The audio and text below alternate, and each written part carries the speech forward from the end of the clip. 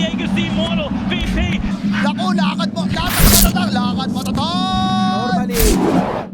That many significant hero nerfs.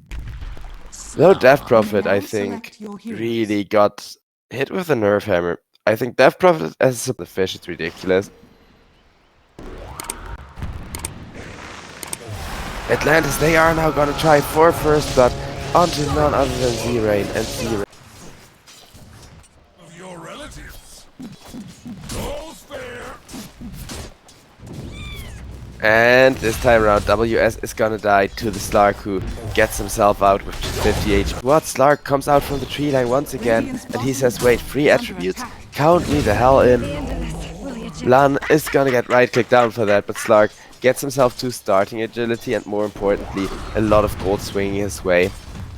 Now in comes the Marcy again, looking for another trade, doesn't boss regen, and being able to just face her unafraid kind of means he still needs someone to come in with extra burst. There's now on the top lane, the Jagger Spin plus Purification combo is gonna get AT down to the ground. Mango Rose, he gets right clicked by the Eng as well, but Eng just goes down to the Juggernaut. You also need your Shard and Aghanims, so it's not like he doesn't have a ton of things to spend money on.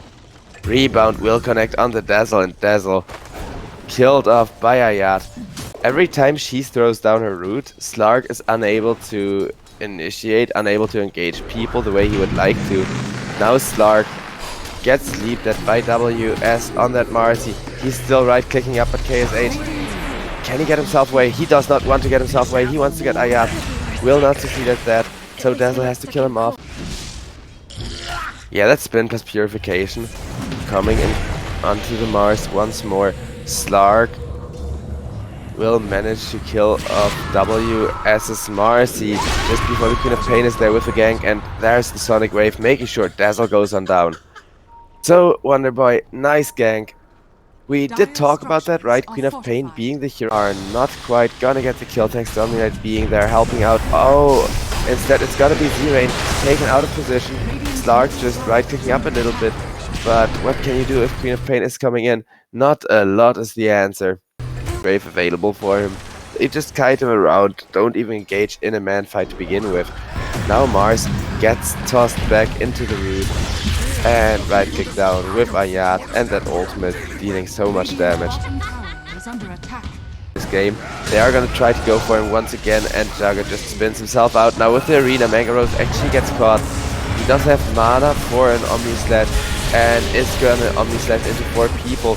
May be dying for that, but Juggernaut kept alive by his team. Queen of Pain gets put down at high ground, get tornadoed up as Z-Rain is running for his life. And it looks like Invoker, yeah, is gonna be found with rebounding his way. As long as you don't die for showing up, you still got yourself a free game on your hands. Enchantress locked in the double root there by the Marcy. Mars gets forced to walk back into all of them. And yeah, that would be a follow-up kill on the end as well. They do gotta find something out of this, even if it's just a support kill. Well, a support kill it looks to be. Okay, never mind. Nice save on the Dark Willow there. Dark Willow is still gonna drop with KSH jumping deep into the backline. Ponyo now could be in a bunch of trouble as well.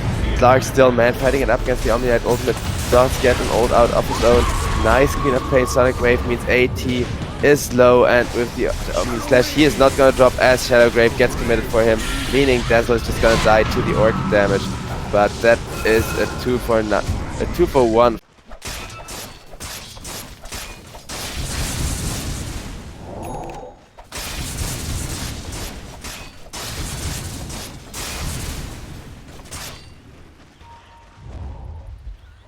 Queen of Pain, she did get picked up on top lane, my bad there. I saw the blink and thought Quap would be fine, however, guess what? They are gonna go for a gank of their own, maybe trying to find KSH. A KSH intro.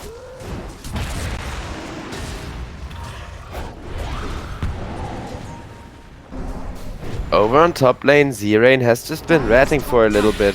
What else to do if you are an Invoker who's still waiting for his BKB to be finished right? Well, he is is under attack. And it looks like Yangon Galacticos gonna go for a push. We'll just take Wonder Boy off the map with KSH Slark, provided he is able to fight 5 people. Individually though, Slark is still an absolute powerhouse. Juggernaut baits out the Mars initiation, and that is one that does now have to run from the Slark. Slark dishing out good amounts of damage. He does get turned around on a WS with the Skull Bash. AT looking for the initiation attempt. KSH manages to avoid frontlining for too long there.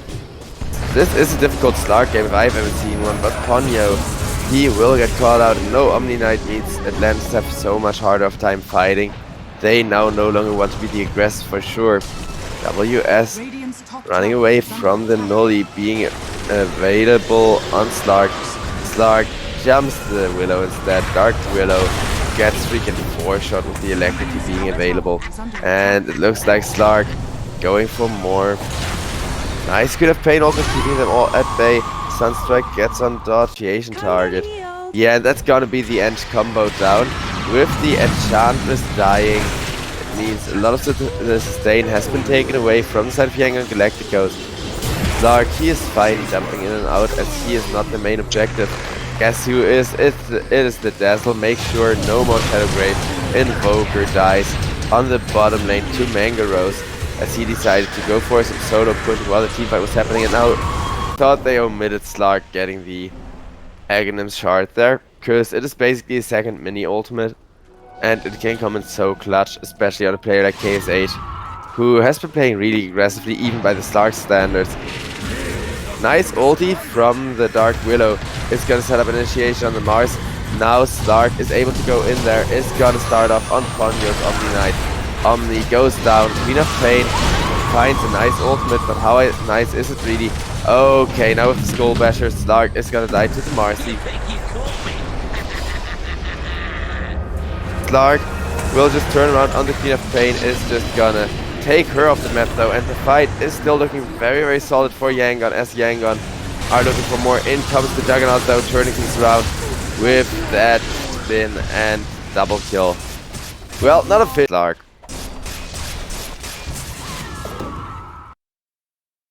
And they do not spot Slark following you onto that high ground. Juggernaut, he is almost gonna drop. One more hit, and yeah, KSH will do him in, is now chasing for Ponyo as a follow-up. Says thank you for the attributes, ladies and gentlemen. As both of them go on down, Sunstrike making that a one more kill. But I think that trade there, it did. Smoke up, and onto the Marcy they will go. WS, he turns around, does know he has that Skull Basher available to himself. But Slark is there. And it's just chasing him down one by one. Will instead get the Dark Widow first. In comes Scrim, Pain ultimate and the Omni ult as well. But look at Slark. He is still just going ham, and down goes the Mars. Now Juggernaut, he wants to ult, but what ultimate? They say is KHH just going ham. Slark still on the chase. He doesn't have an Aghanim scepter. It's some new meta stuff, but it seems to be working just fine. This time around, Slark 184 agility stolen, as they are gonna set their sights on the first lane of Wreck. They can definitely at least force buyback out of this.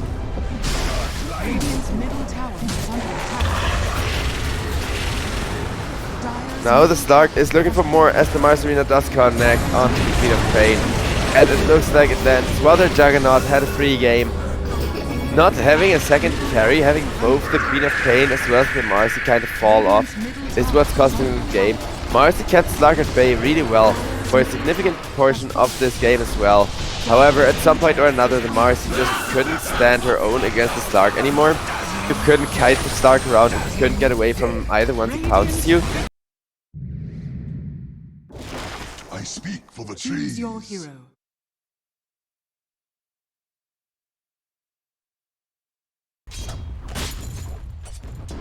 Alright, Mango Rose's bot lane is starting to look quite a bit harder now that Undying can properly frontline. However, it's always the kill you don't look at, so at bottom lane, The Jingu is gonna proc and Monkey King is gonna be fine. Well on combo. With the rebound into a cookie, the chain stun is very much real from this top lane. Now Pudge comes on in, will go for a nice little hook onto the Snapfire there. And while you're not happy about giving away the first blood, to generally counter that lots and lots of map awareness is just throwing out the Dream Coil every time it's on cooldown, even if it's just for a support kill, even if it's just for zoning. Speaking of support kills, Gillay, he got comboed up by the Snapfire plus the Marcy.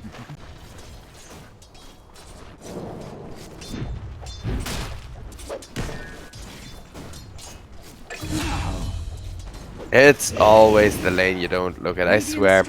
But he gets tower dived with the full-blown burst damage combo. And now Skillay gets ran down as well. Even without the full combo being available, they do get a very easy looking kill. Mango Rose going for a bit of a cheeky attempt to profit off of that Jingu. With the Nature's Prophet coming in there and the Tombstone being dropped on him though, Mango Rose is gonna go down. And Ponyo, he is gonna be chased. Comes the Tombstone, meaning everyone is in a bunch of trouble. Mango Rose getting right click but getting blocked in. Nice stick, keeping him alive. It's only gonna be the Ponyo Rubik dying to the KSH Pudge. He got himself hooked out of position. And now this Pudge is rotated in here, meaning you do have to kind of protect KSH. In comes huge Dream Coil. Enchant up from Enchantress, and she will get nuked down with the full-blown Pudge Puck damage combo. I just say a minute or so ago that if Puck had wanna ruin the game for it does get caught out. Now they are chasing for more onto Z-Rain on that Nature's Prophet, and that is gonna be the mid laner dying as a follow-up. In comes Enigma, man, if only he had a black hole there, that would have been a 3-man black hole, but he's level 4, that's gonna be a while. Pudge trying to go for a hook, will not land that. Okay, it's gonna be 10 more minutes until Mango Rose really wants to join his team and fight. For now, his Battle Fury timing is gonna be his biggest concern. And after that, he may even go for a full-blown Orb of Corrosion still. Not sure if Orb of Corrosion is still meta on Monkey King. I am not too keen on this hero. I do think it could be helpful in this game. And on bottom lane, AT, he decides to go for a Brawl once again together with the Enigma. However, both of them are just... It looks like they still want to be aggressing. This time round onto Ayat and his Snapfire. Lan, I hope you realize just how scary the combo is. Okay, we are not gonna see that. And jumps WS's Marcy with the Mortimer's Kiss flying out. A nice hook is just gonna secure anyone from dying there. But that is gonna be a free mid-tier 1 tower. Opening up the map a lot for Atlantis and now potentially enabling a follow-up. Yeah, that's just gonna be AT dying from full health. Oh, I say AT, well the Enigma's gonna follow. Marcy with his Gold Bash just going ham on people left and right. That Aghanim timing is gonna end up being enough or not. Since Atlantis, if they now start going for objectives and just don't stop, then they may still just be able to end before Pudge is really that super fat 1v5 raid boss. AT goes down once again on that Undying. Mango Rose will be in a lot of trouble. Pudge meanwhile going for the backlines, but guess what? 2 people have just been fallen. Have just fallen to that black hole, and now KSH. Yeah, they will immediately turn on the Pudge. Continue to go for him, knowing full well, okay guys, they used black hole. Pudge is trying to kill off all of our backlines. So far, a good trade for Atlantis. They just have to get everybody out. Make sure they keep getting value out of this. Nature's Prophet on the hunt, but not finding anyone just yet. Rubik, he gets cooked forward. And with the puck, that is gonna be another kill onto Lan. Even if Ponyo dies for that, I think it's still very well worth it. And he's gonna die, so will Ayat on that Snapfire. Okay, that could be a bit of a problem. Because every time they end up being forced to trade worse than they...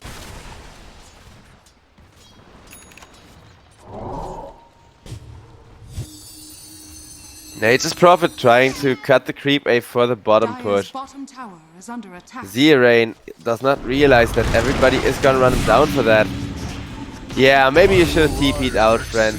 He still did have TP scroll ready. Never mind, okay, wait.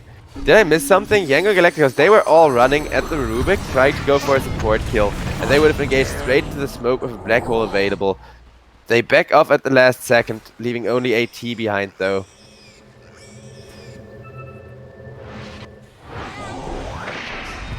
And that is gonna be KSH caught now as well.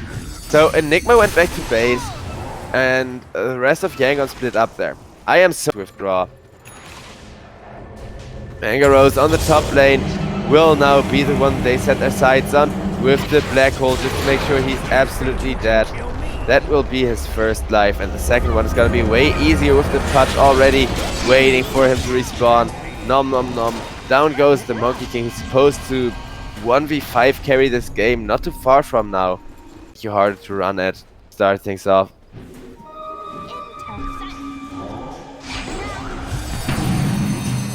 Marcy and Puck with the Dream Coil gonna kill off Undying. Yangon Galacticos, they still may not feel too comfortable taking these fights head on. Top tier 2 tower is gonna be the next objective they put their sight on. And she gets broken, guess what? Now that I can hit you, I'm gonna do just that, says WS with the Unleash. They just feed 3 kills in a row without really being able to do anything. In a head-on-head 5-on-5 fight, Yangon are still looking so good. Because they can, if they get a chance to initiate on the backlines, just take away the big spells a lot quicker and a lot easier. But WS, he does die to this Pudge. Pudge plus Nature's Prophet has been working out as a combo, at least when Pudge does land those hooks. Ayat teleporting out. Rubik's gonna die for that one. Be carrying the game in the fashion he should, because guess what? KSH just straight up running into his jungle, trying to set up a kill onto Ayat, the hook off the mark, and that means Pudge now frontlining in what could be a bad spot. Yeah, Mangaros will finally hit a good Wukongs, which isn't hard when Pudge is just standing still ulting somebody. One man black hole on top of the Snapfire, at least gonna get dropped low from that one. In comes the Puck Coil to help deal with the black hole, and that means Skill A is gonna die for that. Now, Wonder Boy did go down for over 1,000 gold. AT still running for his life. AT is gonna go down, as well as Zerain, and that's gonna be a full-blown team wipe with the Enchantress dying. Oh boy, was that really worth? Nature's Prophet almost gets caught by the Monkey King. Monkey King is gonna be able to back up. Ponyo will get down. In comes a nice cookie from the Snapfire, but Snapfire, in exchange for that cookie, gets hooked into her death by the Pudge, who now has 10 flash heap stacks and counting. 3,000 health pool already.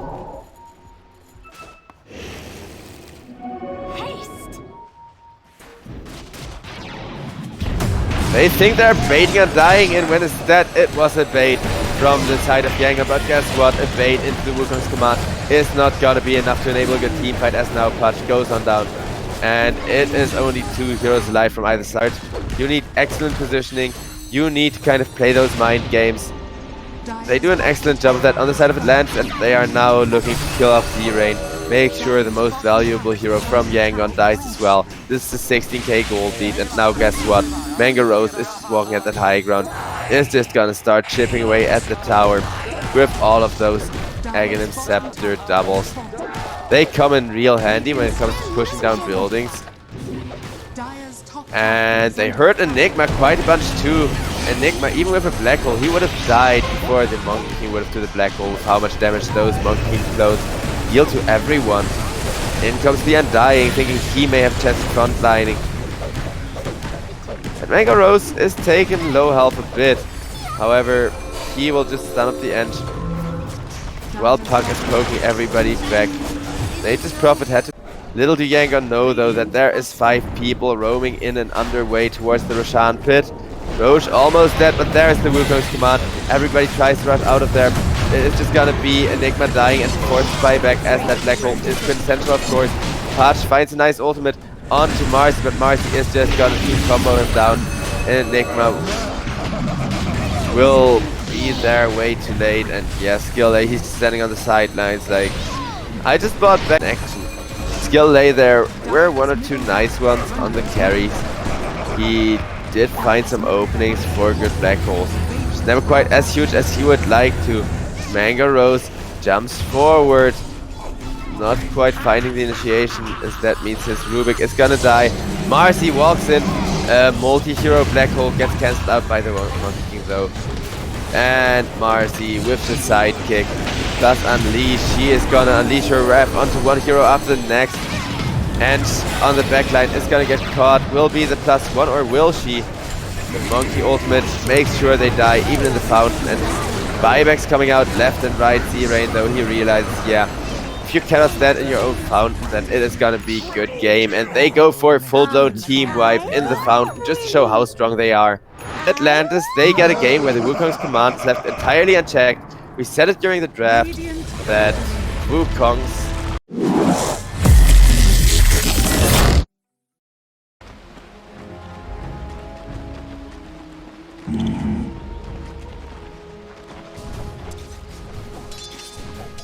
Right.